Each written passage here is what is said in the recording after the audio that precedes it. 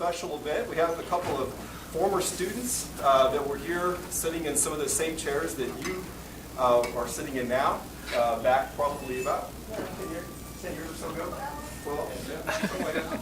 10-ish years ago.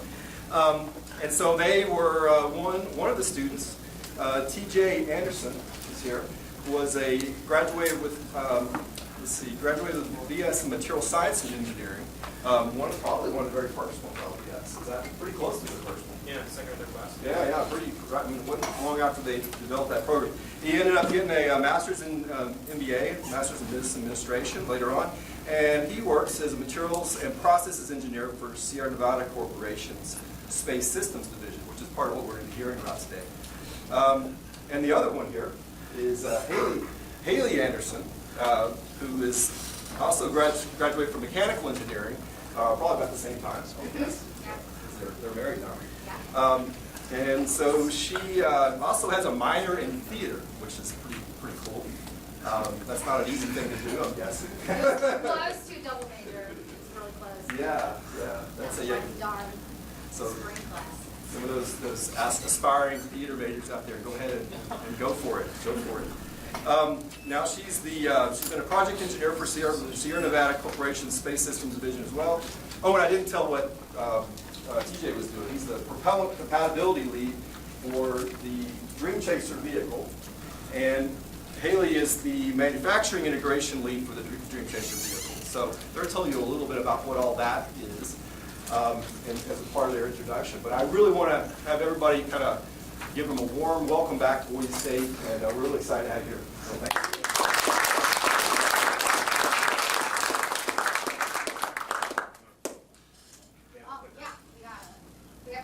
Yeah, just be ready to go. Look right. Screen button. Green's for the corner. Hi, I'm Haley Anderson. So I started out my college experience at the University of Tennessee. That's where I grew up.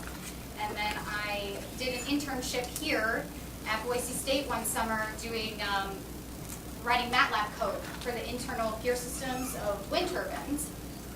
With Dr. Gardner, and then ended up transferring here because I really loved the program.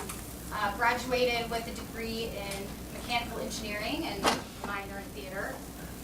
One class shy of a double major. I ran the seam shop when I was here. My focus in theater was winch and gear design, flywheel systems, lighting grids, that sort of thing. Mechanical sets, so it was very engineering based, but I got a lot of soft skills and a lot of good communication experience in the theater department.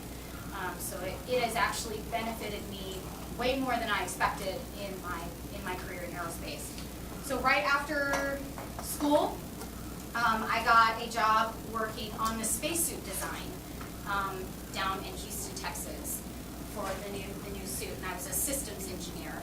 And I was there for about a year before I got put in charge of all the anthropometrics for the spacesuit. So that is like, joint-to-joint measurements, pinch points, whether or not the suit works when they sit down, when they stand up, can they move in it, can they do their reaches, can they lift the right amount, do they have good mobility. So I got to work directly with the astronauts and put them in a big scanner tube and 3D scan them and tell them to jump and they jump. It's pretty cool. We put them in the pool and pressurize their suits. But the systems engineering for the year before that, it was a lot of learning about systems engineering and about requirements and counting how many times the suit was put on and taken off, and connected and disconnected, and how many times it went in a truck, or how many times it went in a box, and figuring out what this suit was environmentally going to see over its lifetime, and figuring out what kind of tests we needed for that, and what the requirement language needed to be. So it was a big learning experience.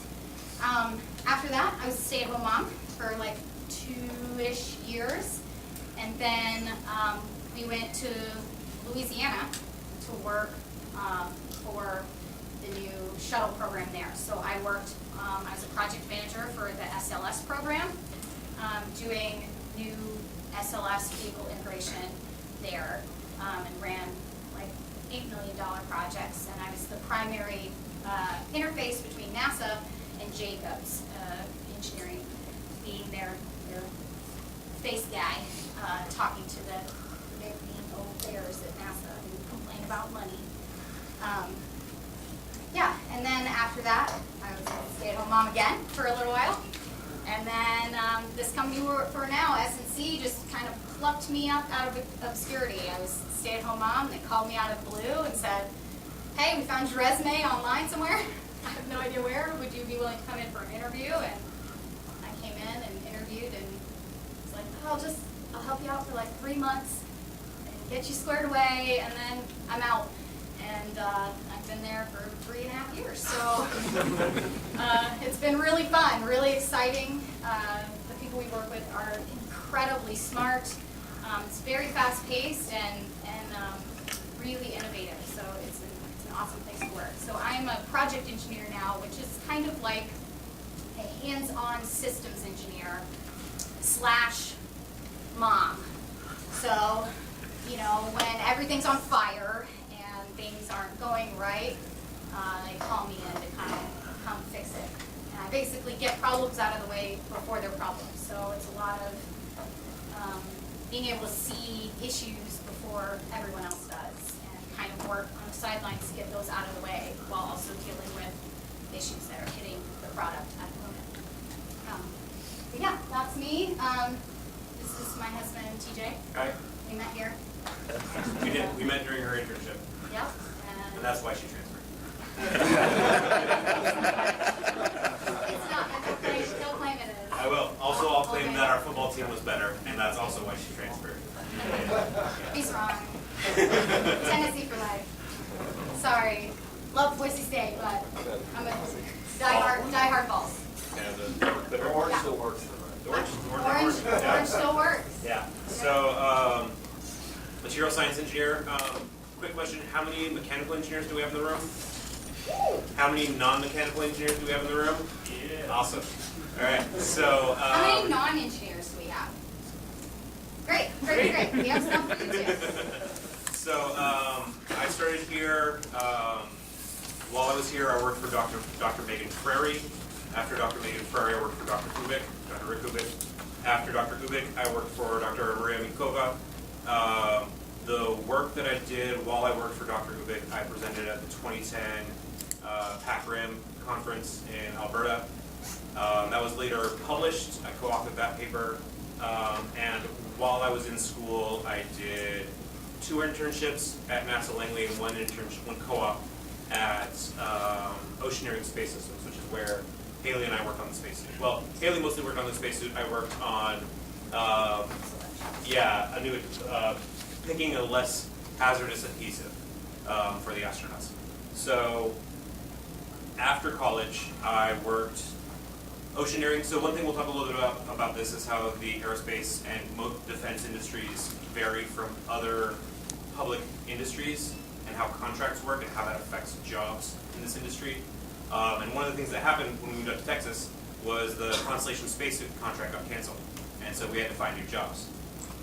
Haley stayed on for a little while because what they did is they trimmed all of the fat so that they could pay them as little as possible. They kept the contract going because it was cheaper than canceling it.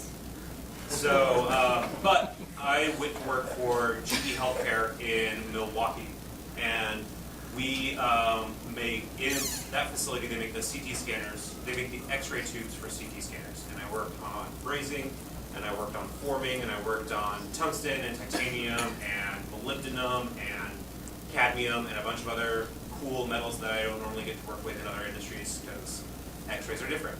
And from there, we then went to Louisiana. I worked at Stennis Space Center, which is where they test the rocket engines, and Haley worked at Michoud, which is where, for shuttle, they made the giant orange tanks. So whenever you see it take off, the giant orange tank, the orange is actually foam, it's spray-on foam. And the tank is made out of a nitrogen-enriched aluminum. And they have custom welding. This whole facility is designed just to make that one thing. Welding, It's a vertical, they have vertical assembly, and It's they crazy. have a crane. And at Stennis, they have It's pretty wild. they have more than 12 different test stands where they can test different sized engines, including, while I was there, they did J2X, which was a proposed alternative to the RS-25. So if we go to Mars, J2, it'll be either J2X or an engine very similar to it. They also were doing the refurbishment of all the RS-25s, which are the engines that were heavy lift for shuttle. All of those were reusable engines. Now, for the next SLS program, they'll probably be disposable engines. So, I worked there for almost 3 years. Did a lot with pressure vessels, which is the core of ASME, that despite many of you being in the ASME club, will probably never work in your lives. So, you know, they talk about boiler pressure code being the core of mechanical engineering, and I had to deal a lot with Section 8 Div 1 code. So, it's mostly algebra. It has very little mechanical engineering to it. So, I then went to work for a pressure vessel manufacturer in Wisconsin before, and I disliked that. That was not nearly as much fun as aerospace. And found this job with, well, then it was Orbitech, now it's Sierra Nevada Corporation. And I am a materials and process engineer. And so the materials and process engineers in the aerospace industry, what it's made out of and how it's made, there are a lot of requirements, because as we get into space, we find out new and novel ways that things can fail. One of my favorite examples is tin whiskers. So we have a requirement that says that all soldering on all of our boards has to be leaded solder. And more, as people are getting more environmentally friendly, it's harder to find leaded solder. The reason we have to have leaded solder is because in 0G, tin will follow magnetic fields and self-short. Propagate. It grows little whiskers of the tin in the solder, and it will self-touch, and it will short. When there's no gravity keeping the solder on the board, it will literally grow up and short itself. It'll find a shorter path than whatever it's connected to. So, but with the lead in there, it doesn't. So I have probably about 340 different requirements that are all weird things like that you can't do in aerospace because of reasons like that. So This right here is the engine that we're... this is the 35K Vortex engine. This is not the Dream Chaser engine. So this right here, this is all, you can see the copper right there in the back. This is one of our larger engines that we got funding for. The Vortex engine is something that's unique to Orbitech, and now Sierra Nevada Corporation, now they own us. This is all what we call workhorse hardware.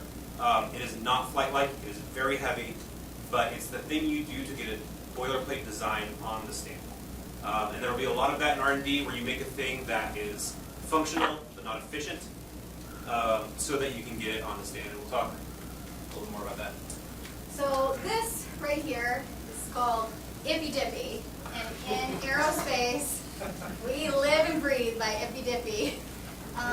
It stands for Integrated Product and Development Program. Yes, Integrated Product and Development Program. That is one thing in aerospace, is everything is acronyms. Everything.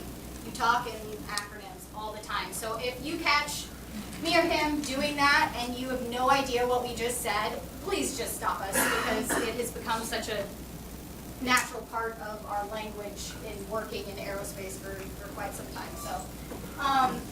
So this is the program life cycle.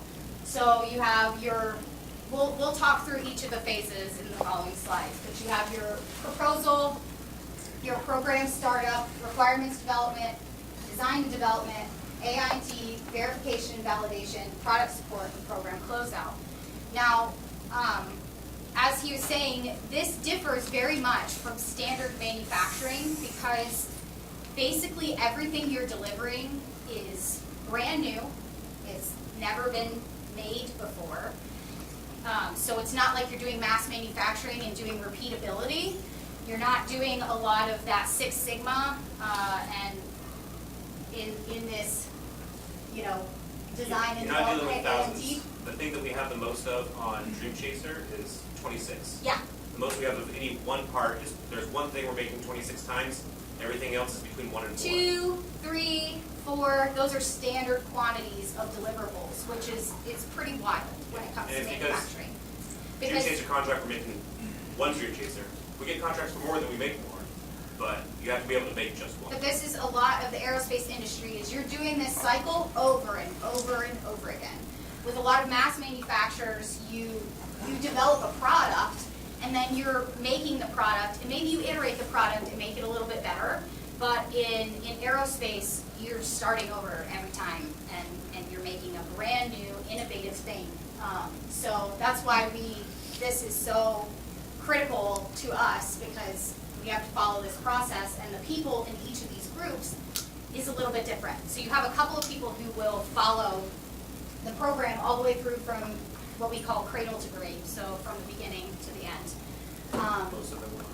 Most people will not. Most people move in and out, but you have quality will be in there from beginning to end.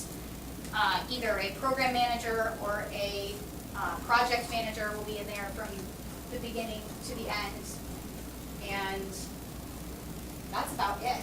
So everyone, you can have eyes on it. Systems will be in there from beginning to end. But yeah, we're going to talk through each of these phases. But if you look up at the top, a lot of what's going on there are gates for being able to move forward into the next phase.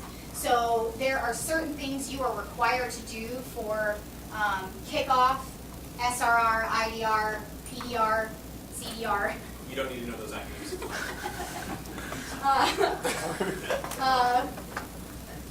CDR is like critical design review, MRR is manufacturing readiness review. These are like reviews of what you are going to deliver, and you have to meet certain requirements at each gate to be able to move into the next phase. Since we're only making one or two, these are giant price tags. So asking them to design a thing is necessarily cheaper than asking us to make the thing. That's correct. Additionally, whatever you make has to be perfect, which adds a whole nother level of cost and schedule to everything, because it has to be fully vetted, be able to last 10 years and not break, because there's very little repair options in space, and You have to be able to prove that your part will do at minimum what it's required to do. right. Each one. And sometimes your requirements can be so intense that you're in the realm of over-design, because Frequently. a lot of times you're... How do you prove that a thing does Right. more than what you need to do? So a lot of times you're requiring way, way, way too much, just because you don't know. You can't afford to fix it. You can't afford to You fix can't it. afford to fix it. So it gets pretty crazy, some of the things you see. So proposal phase, so that's the very beginning. That is whenever you're developing the proposal and bidding for a job. So NASA will say, oh, I want a vehicle that can go up to the space station and come back down and land on ground. And then you put together a proposal. You have a lot of people involved in the proposal, and it's a big part of the industry. If you're good at writing proposals, it's probably a thing you'll do the entire time. How you get good at it is different, but the idea is that all of the companies are competing for one customer, and they submit their proposals, and the one they like best, they have rules about what they can and can't accept. They can't take bribery, obviously, and there's a lot of rules around trying to make sure that they didn't bribe their way into getting it. You can vary from what their request is if you think, okay, you asked for this, but what you really want is this. So Dream Chaser, for example, all NASA has asked for that you get cargo to and from the space station. And we say, okay, that's great, but we have a winged vehicle where you can bring down experiments and have them in the hands of your scientists within 4 hours. The current SpaceX and everyone else, they land in the ocean, they have to be recovered. Because they use carcinogenic fuels, a lot of them have to be in quarantine for up to 24 hours before they can be opened. It's the case with the shuttle, and a lot of the other stuff. But we're saying we're using all green fuels for landing. We can land on any tarmac, including airports, and you can get back in 4 hours. When you pitch that, then NASA picks. Yeah, what that does is that opens up their capability, their lab capabilities. So now they don't have to finish their experiment on the station.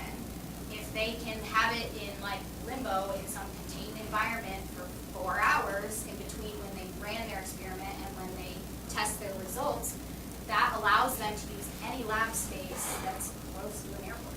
But the good and bad of working as a industry also comes with these contract cycles. Like I said, when our contract was canceled, we were on to another job. In the manufacturing, private, consumer world, whether or not jobs exist in that company or that industry depends on how well they're selling iPods. You know, it depends on how good they're making the thing that they make and how many people are buying it, because they have thousands, millions of customers. We have one customer. And most of the aerospace and defense industry is fighting over one or two customers.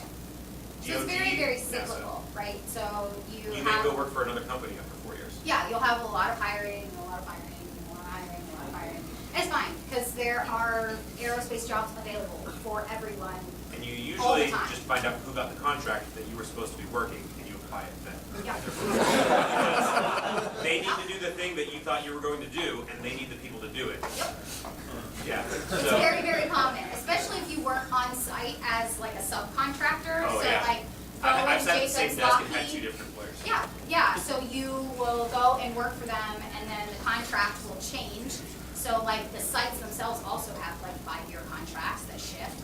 So then you are working for one person, they'll lose the contract, and another group will get the contract, and they'll usually lay off all the top management. And then they will bring in their own management, but all of the under people, they all stay put. So they'll you'll lose your job, and then you'll get your job. So it just means like a 2-week vacation. If the You're idea, at time. if the idea of always doing new things, always trying to figure out a way to do new things, budgeting for that, so the business side of it as well, trying to figure out how can we beat them, how can we do this, that you like that side of the puzzle, then this is a thing that you would like to do. Yeah. MBAs will help, but they're not necessary. The biggest thing, the two paths really to get yourself in a seat where you're doing this sort of thing is either A, go to a company and work there for 10 to 20 years Yeah. until you have done the job well enough that they think that you can bid it, or B, go work for a startup or a small business where they live and thrive on small contracts. Yep. Small companies can apply for what are called SBIRs, and they're small business research grants. They're basically the equivalent of a university grant, but for a business who always has a much shorter turnaround time and a lower fidelity, let's say. Yeah. They don't have to publish a paper that stands up to the scrutiny of hundreds of PhDs. They just have to give the government an answer saying, we did this test and this was the result. But those SBIR contracts, they're not like the Dream Chaser contract with They're not billions of dollars. huge. They're And much so smaller. a single company, Orbitech, would go through 5 to 10 SBIRs in a year. Yeah. Meaning that everybody that worked in that small company, the dozens of people that worked there, all of them were writing proposals. Yeah, you got lots of proposal experience. So working at a small aerospace company is a great way to get proposal writing experience if that is something you're interested in. Learn what cost curve analysis are. Yes, you will always use those. You will always use those, always. It's basically the cost of making a second Dream Chaser as opposed to the cost of making the first Dream And, Chaser. like, and learn how about we distribute that cost. committed costs, and because whenever, even if you're a design engineer, knowing that will help you a ton, especially when you're trying to do your prototyping and development and ordering parts. You will understand. You want to justify to your boss that you need a new CNC, and why. yeah? Then you need to know, okay, I'm buying it now because I need it now for this. We're also going to use it for that and the other Yeah. bit. Alright, wrong way. Alright, so right when the program starts up, the first thing that will happen once you get your contract is they will assign a project manager, and you also have your quality system management. So your program manager will assign a project manager. Yes. So your program Multiple manager project managers. would be like, for the Dream Chaser shuttle at Vortex, we have one program manager, but we have 3 different project managers. Because for us, we have the RCS, the reaction control system, those thrusters. We have ECLIS, environmental control and life support system, and we have APCS, which is the active thermal control system. Yes. Yeah. You got it. And so those 3 departments within us are all going into the vehicle. Those are all systems that we have to deliver. And the project manager is going to... They own everything under that umbrella, which can be anywhere from one package to 30, ECLIS 40 has package. ATCS 40 has 38. 38 parts. The reaction control system that I mostly work under technically has 1 deliverable, a functional engine, but it has a dozen parts. It has different configurations. It also does. That is a complicated thing. But so if you want to get into project management, you have to be a good engineer and have a good engineering mind for understanding how it works, because when the individual design and input engineers of all different types come in and come to you and say, are we doing this or are we doing this? They have to be able to say what information we need to make that decision, or just make that decision. And so that's a role you get to after you executed well as part of the design team for multiple projects. Really understanding schedules and costs is very important.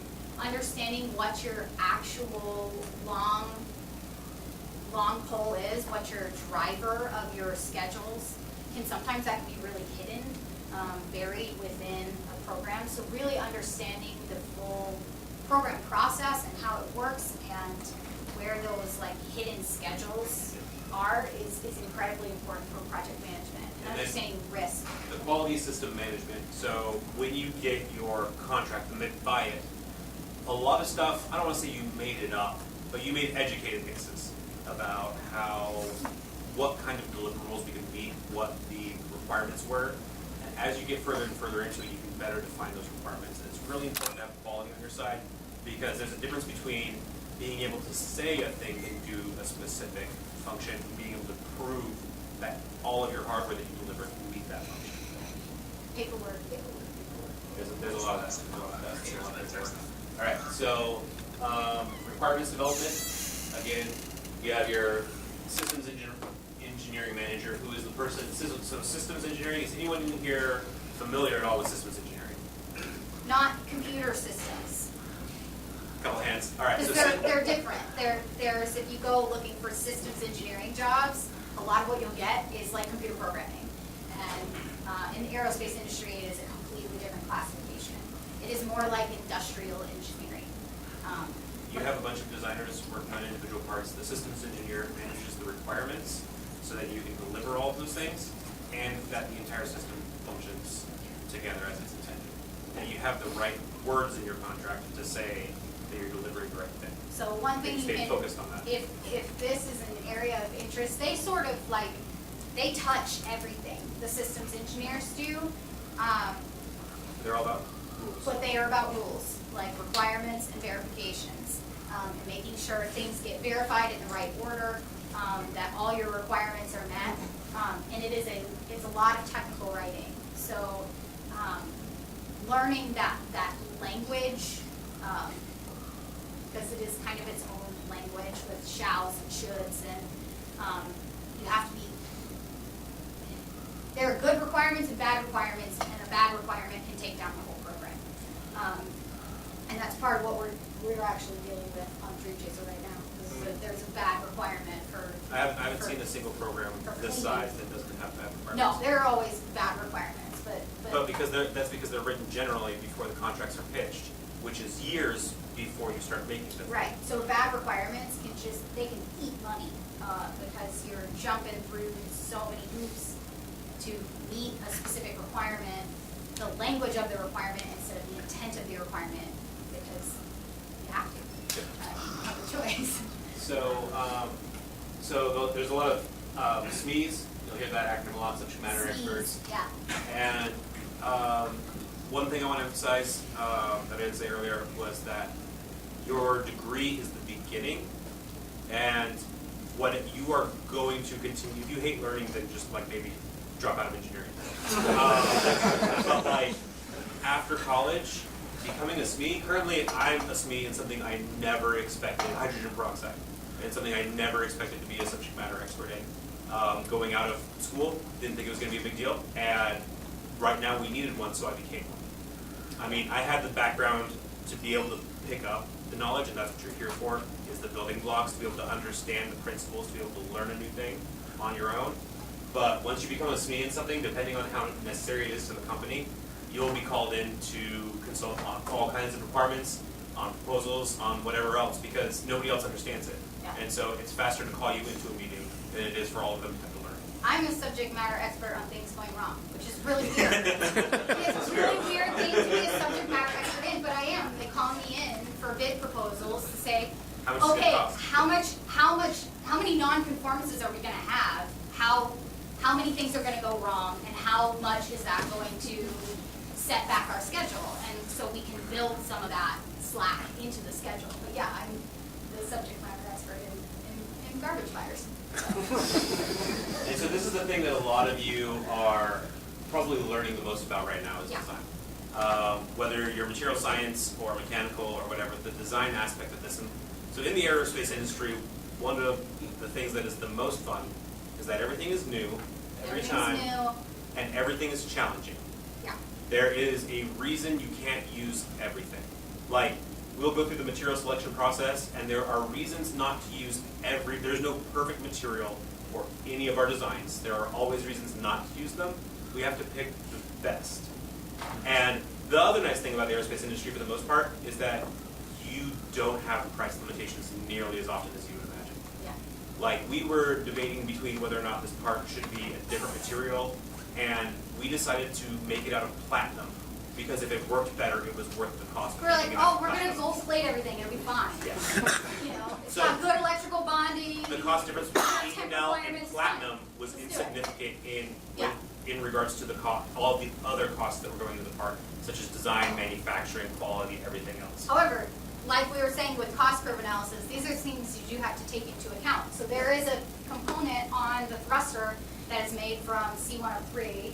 Niobium based alloy. Yeah, Columbia. so it is crazy expensive. Like, Long lead times, that's another thing you'll have to learn about. long lead times are You can't just buy the stuff off the shelf. critical. So in like, Okay. Oh no, we've got the pens out. so in your like quality triangle, here you have Okay, quality. does anyone know what the quality triangle is? All right, you're gonna have to label this. You have quality Oh, okay. You'll be familiar with this. There's gifts. and schedule. You cannot have all three.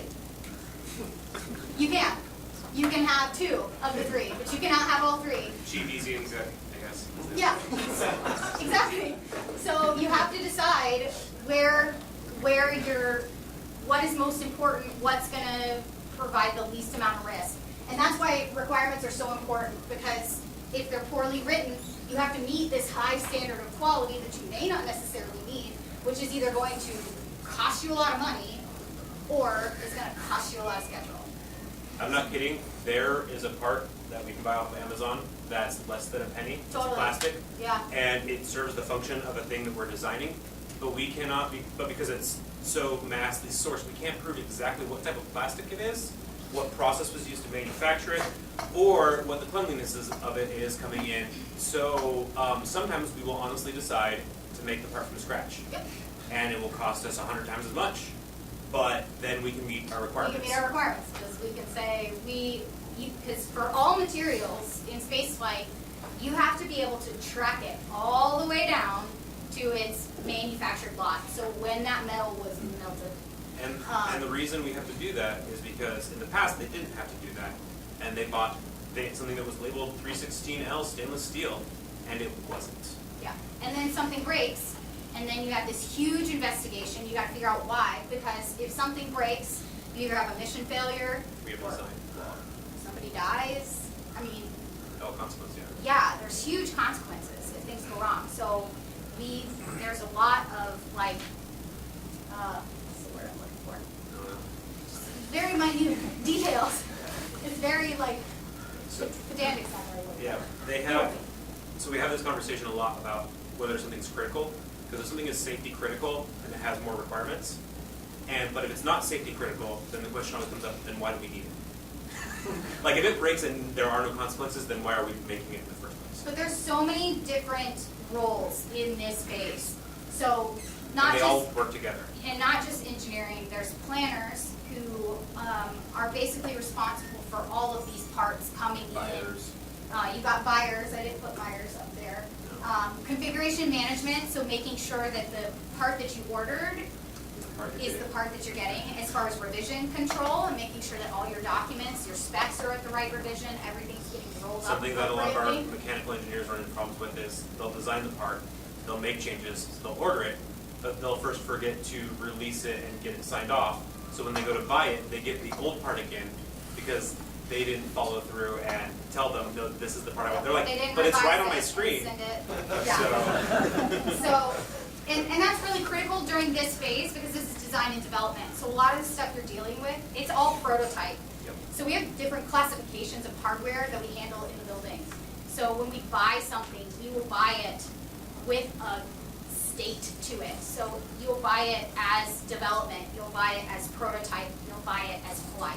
And because flight has And it that has like a big trail, stamp you on have to it. trace back to, when it was mined out of the earth practically. Right, but And when the you're other stuff doing doesn't. development or you're doing prototype, which are different, surprisingly, when you're doing development and prototype, you don't have to do all that. You can lean more towards legwork. the cheap and the easy. Yes, you can buy that part off Amazon and try it out and then reverse engineer it. So a lot of this, when we talk about the Amazon parts, we also make all of the hydroponics that the US uses, veggie and APH, as well as all of the plants that they grow up there. We seed Right. in our labs and send those. Yeah, any So we have plants a you wide see variety in of space, stuff, it's like all the done plant stuff. are- If it fails, it leaks a little bit, like the plants die. Like, it's not a big thing. And then engines, where if they fail, then people die.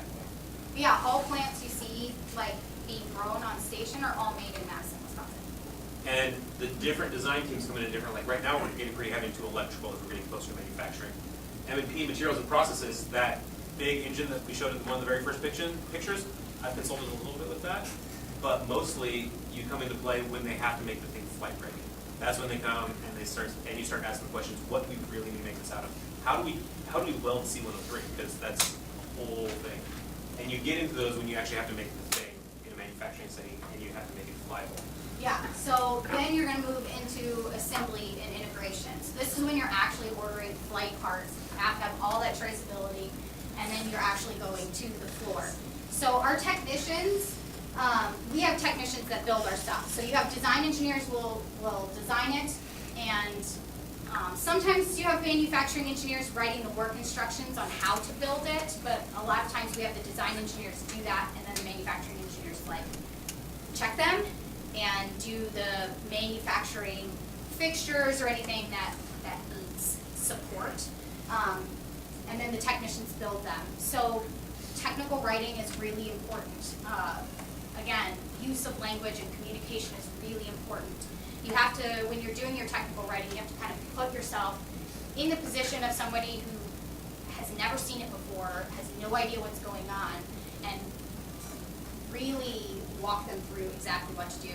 Like if you need to put lubricant on an O-ring, grease, brake coat, Krytox, whatever it is, on an O-ring, you will literally say, put a drop of brake coat on this size O-ring and break it between your hands until it is shiny, and there shall be no globs, film, or excess on the O-ring.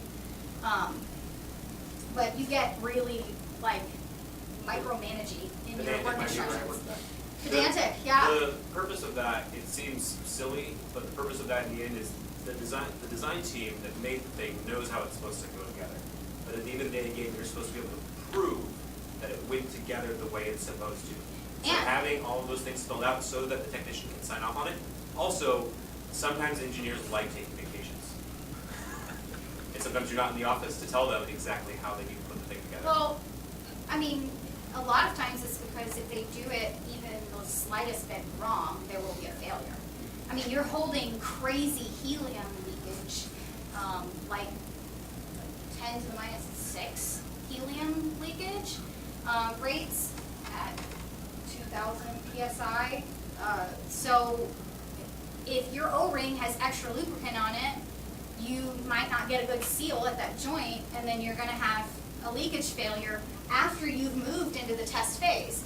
So after you've broken that gate and you move into the test phase, it is now considered a test failure, which has a certain stamp on it with your customer that you had a test failure, Material problem. and then you have to go back and fix it. So we had, One thing I'd like to point out, the difference is of that cost, but might not.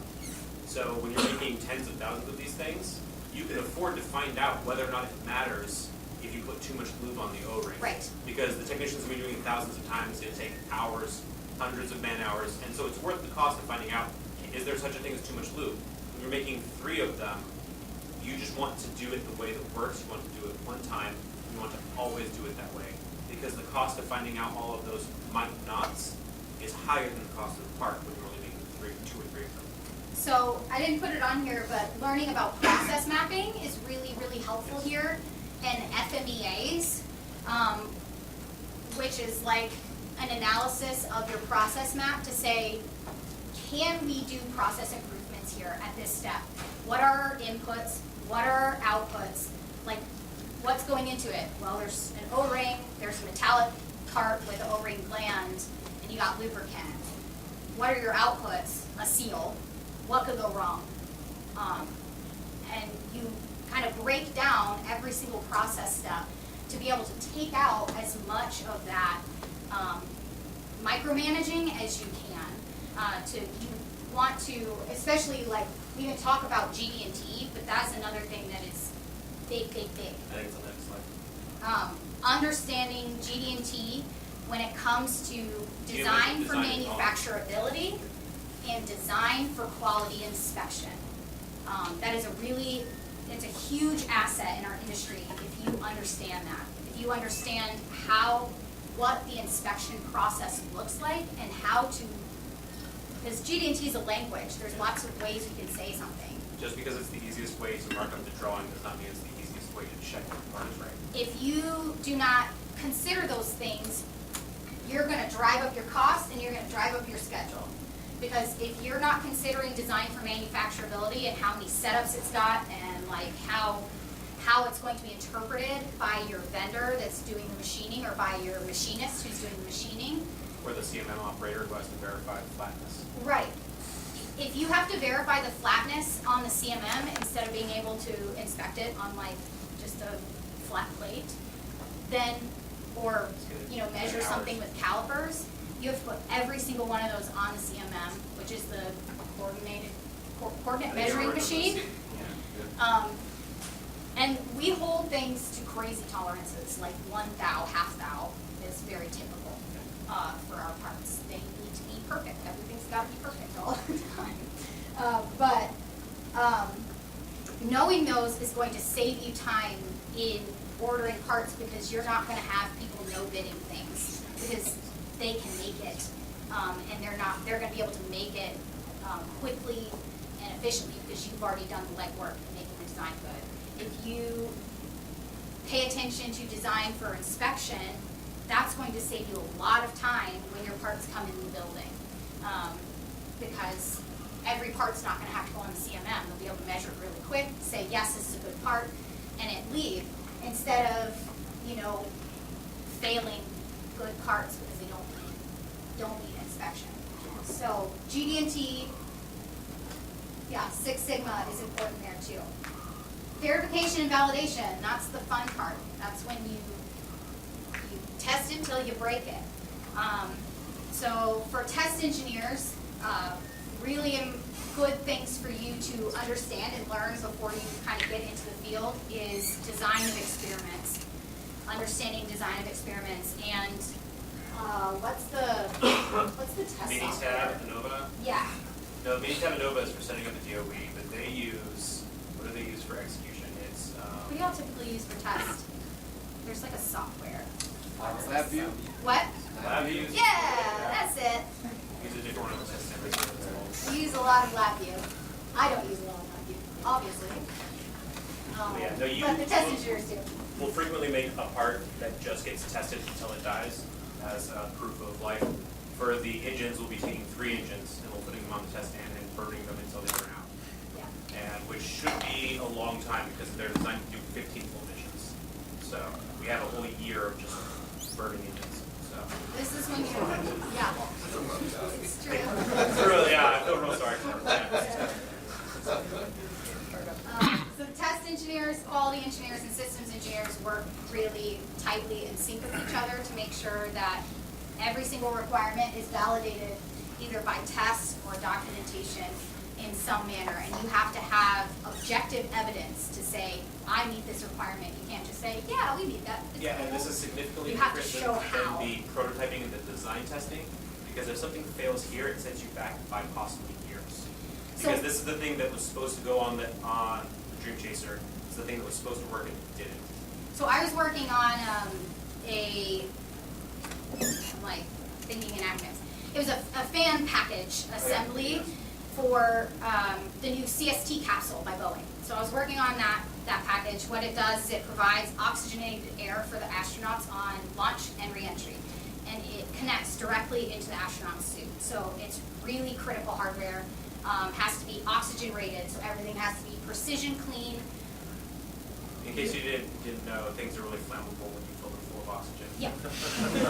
So you can't have any FOD of any kind. It has to be NBR rated, breathable, blah, blah, blah. FOD is foreign object Right. debris. It's culture.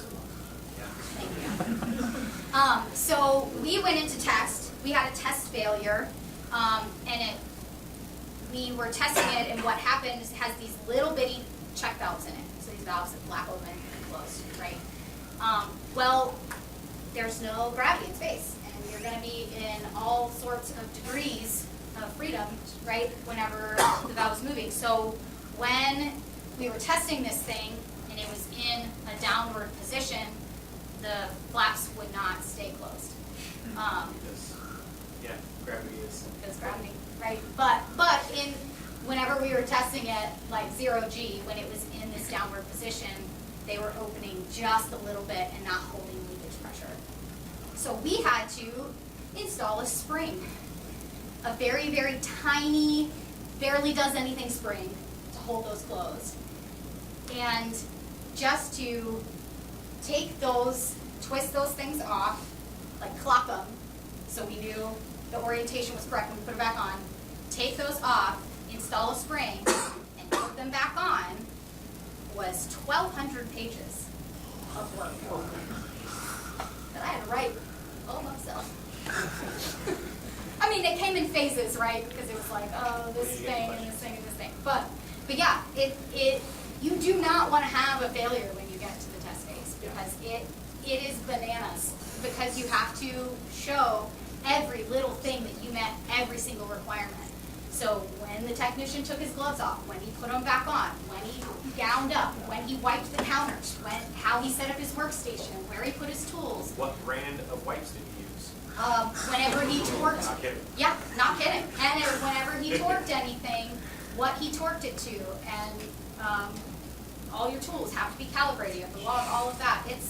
It's pretty wild. So it's really important that you get all that out during the development phase, so that when you move into the test phase, everything goes smoothly. Program closeout is when everything is said and done, once you've tested it, once you've built the actual hardware, and you have those stacks and stacks of paperwork, at this point scanned in, signed by your technicians, signed by your quality people who have reviewed all of the test results, and all of your release drawings signed by all of the engineers who worked on them. You then submit, and NASA mostly sees the paperwork, just boatloads of digital paperwork to go over to them.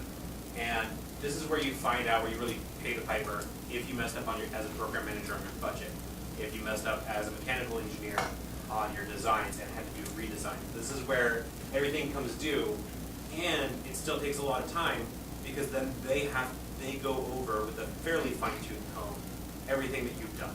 Because they didn't sit there while you were building it. They didn't design the thing.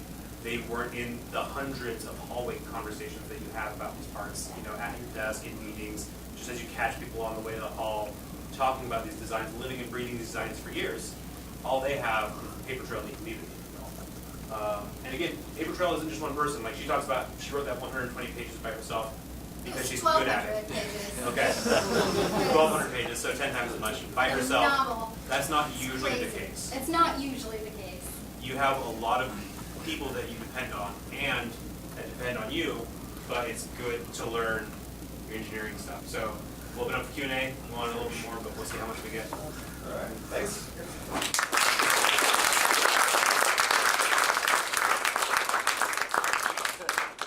sure you got questions.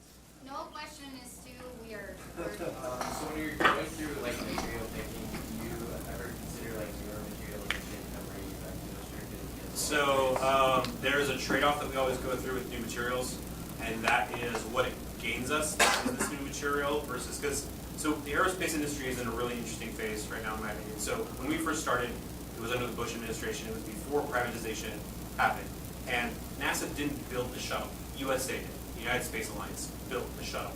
But the way the contracts worked back then is NASA nitpicked everything during the design. They could reject any design, they could reject anything, And they provided the requirements. and they also provided more money when their requirements changed and it became more expensive and harder to do. Correct. That doesn't happen anymore. It's cheaper and it's faster to do it without all of the red tape in the middle and put it all at the finish line. But with that, we have to look back at what's historically been done, like the C103 thing that we're looking at right now, the niobium nozzle.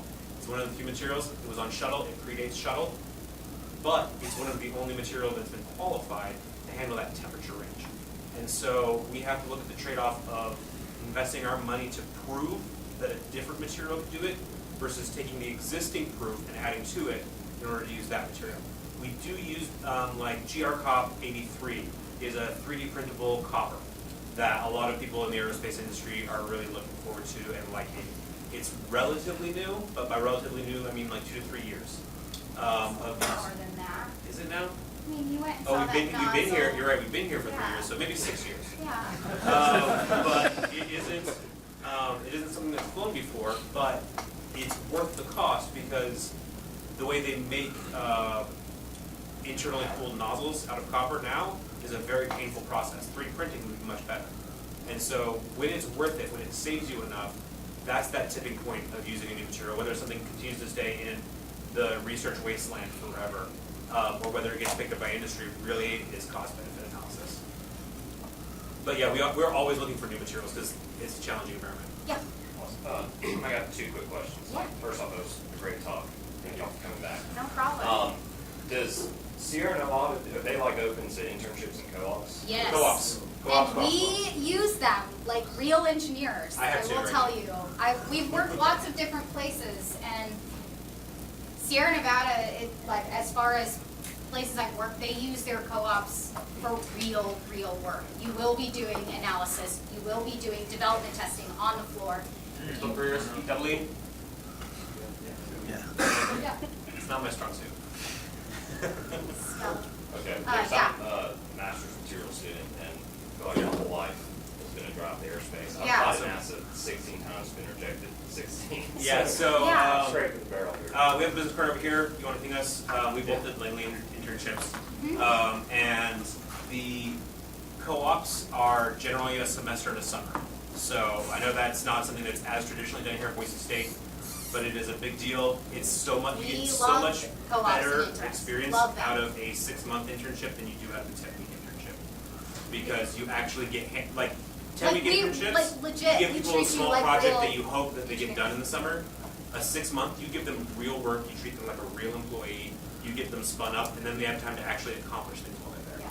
Yeah. We had interns in the M&P group specifically develop new cleaning. 3 new procedures. They did the cleaning inspection, they They did did, stallback. they did welding, they did samarium nitrate processing for catalyst bed screens. They did They do a lot of stuff. a lot of stuff.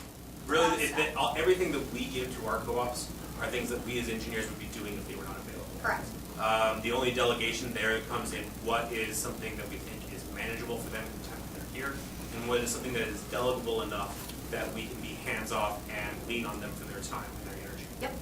I'll have to keep that in mind. Yeah. And then when you went to Houston at the NBL, do you remember which astronauts you got to meet? Yes. Pictures? I have pictures with them. Yeah.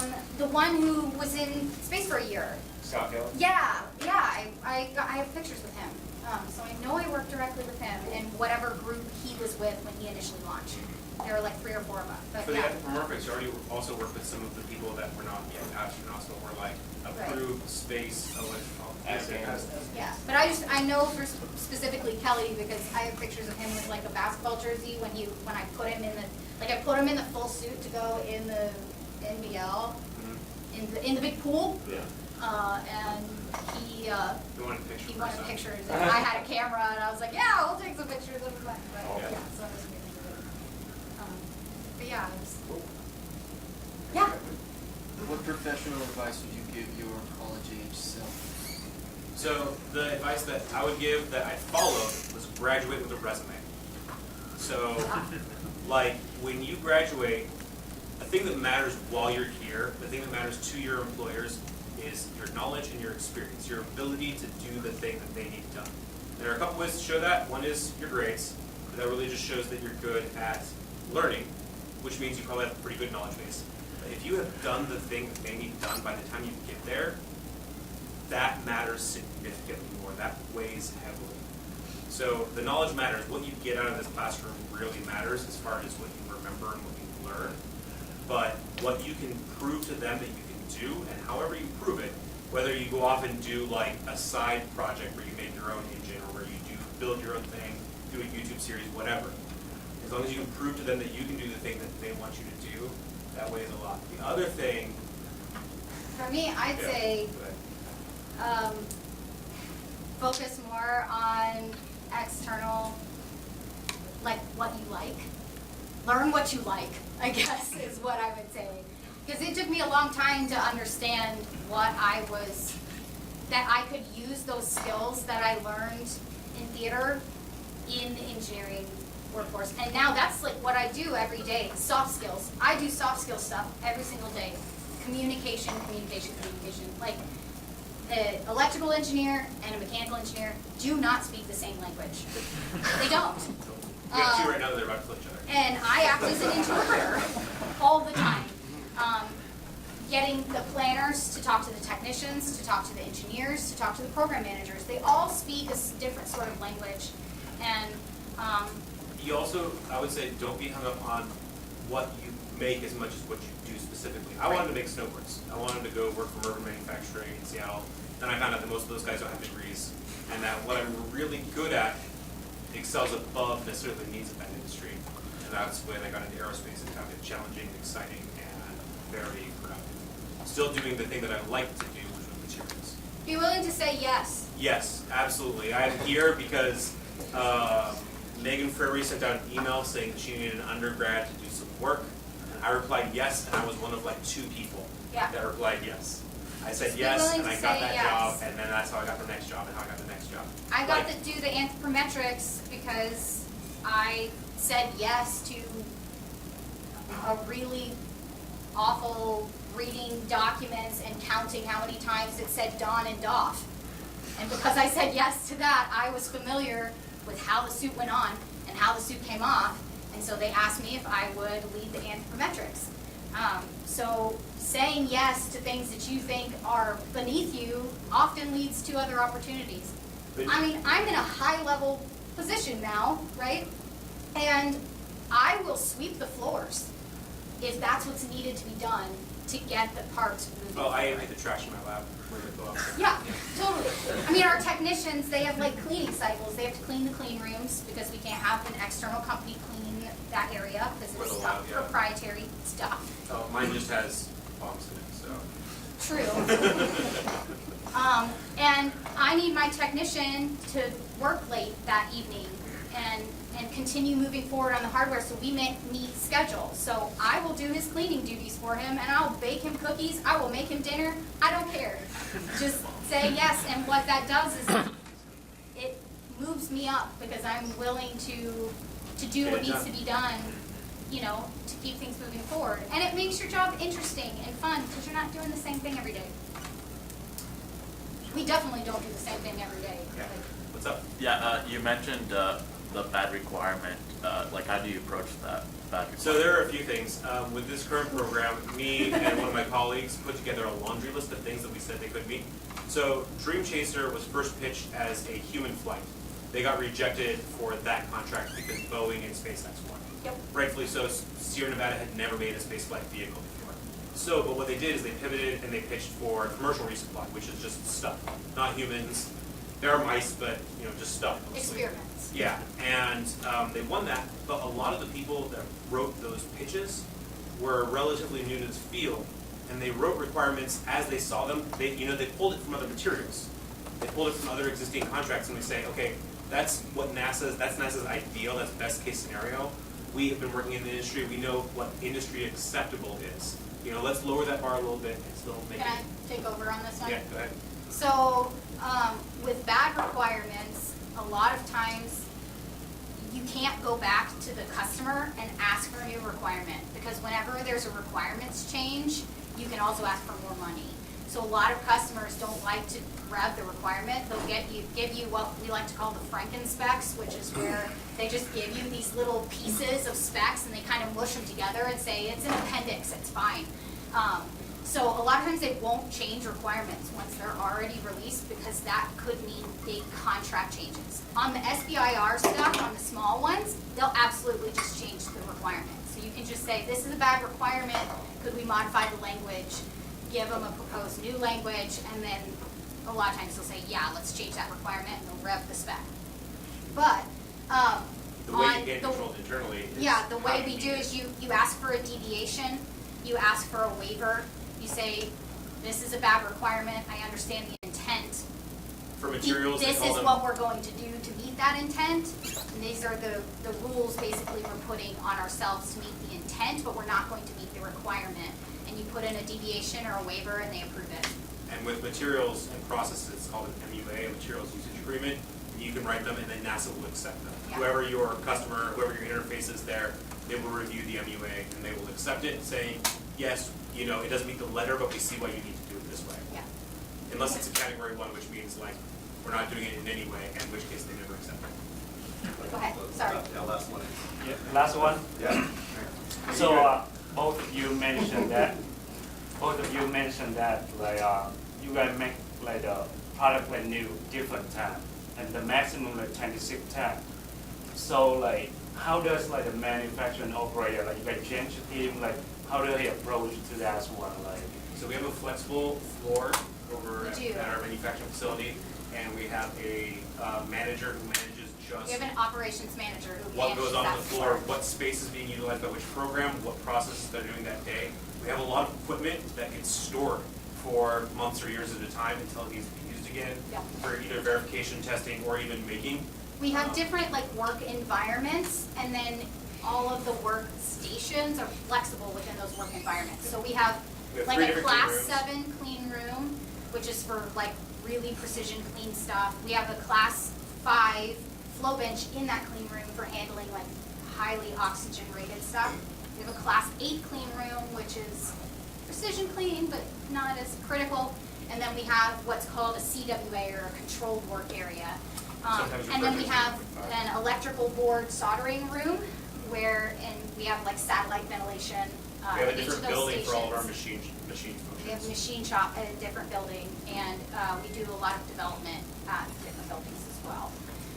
So how That's the part of the planning manufacturing process. works is when your assembly is released in a system, it'll pull into a different system that alerts planning that says, hey, we need to build this thing. It's classified as a make item. And then we will open what's called a manufacturing order, and it'll say, it'll have a kind of a traveler, like a routing to it that says this thing is gonna go to assembly, and then it's gonna get quality checked, and then it's gonna get cleaned, and then it's gonna go out for a secondary machining, and then it's gonna come back and get inspected, and then it's gonna get it's gonna get tested. And it's got all those steps in there, right? And then for each of those operations is like a build book or a packet of paperwork that tells the technician exactly what to do. Yes. And those are the work instructions that are really, So the planners put Highly together that high detailed. level, step by step what happens. Project engineers like Haley are the ones that generally help to make those execute. so I make sure that those transitions in between each of those handoffs goes smoothly.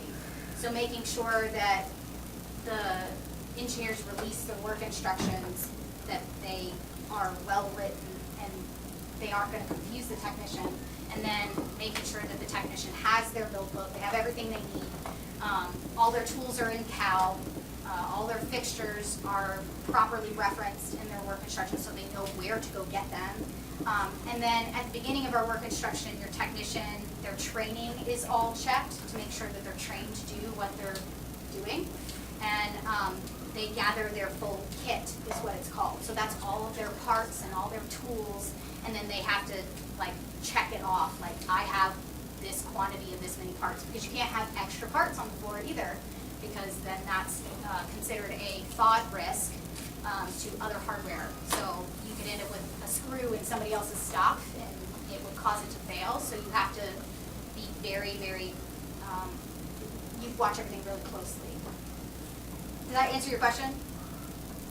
Sort Kinda. of, because like so you both said like you manage a new product every time, right? So it does like engineer have to like create a work instruction. Yep, you create a work instruction for each one. Yeah. It's gonna take lots of time. Yes. Yep, it does. Because this is why the That's space why- industry Well, and that's why needs we, money. well, and why we Because really it does take want time. repeat products, like our engine that we're making right now. It is the first of its kind. It operates in 3 different modes without having different engine chambers. And it's, most large engines are throttleable, but the small engines you can't throttle, it's like an efficiency. So it operates in 3 modes, but we want it to be able to be sold to more than just Dream Chaser because we have a lot of costs sunk into making it. Like we have Now some we can make repeatable more. products. So like all those plant products, those are repeatable. We make those over and over again. But that's They where don't the real have money like a is, dedicated repeatable space in the products. building they're made. They're made on the general work floor. We don't have like a manufacturing line. Nope, we make a new line every time. Yeah, but we all those plant products we make over and over again. We have some valves We have a few valves, that we make frequently. but They're frequently really here is good. like a dozen a year. Yeah. So it's- The plant pillows and the plant plant pillows is a lot, stuff, but the valves we is make, like a we make a dozen lot of those. We probably make a lot. We make like 200 a year, which is a lot in the space industry. We're at 4, yeah. Yeah. Yeah. All right, well, thank you so much for coming back and sharing all No the experience. problem. And hopefully everybody got a sense for the complexity and the sort of like behind the scenes aspects of what's going on whenever they see these beautiful vehicles and rocket engines going on. So thanks again. I appreciate both of you for being here. Thanks.